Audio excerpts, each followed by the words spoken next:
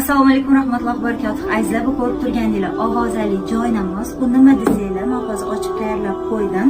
Anchadan beri ko'pchilikda savol tug'iladi, bu nima funksiyani bajaradi deb.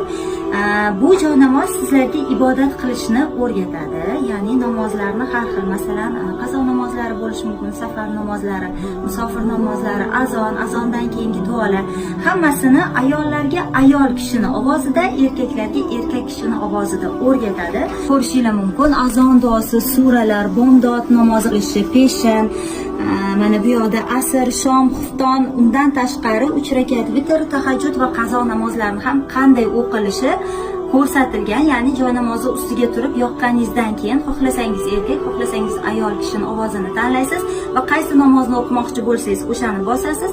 Undan u yog'iga hammasini shu ovoz sizga o'rgatib turadi. Batafsil yana ushbu profildan ma'lumotlarni olishingiz mumkin.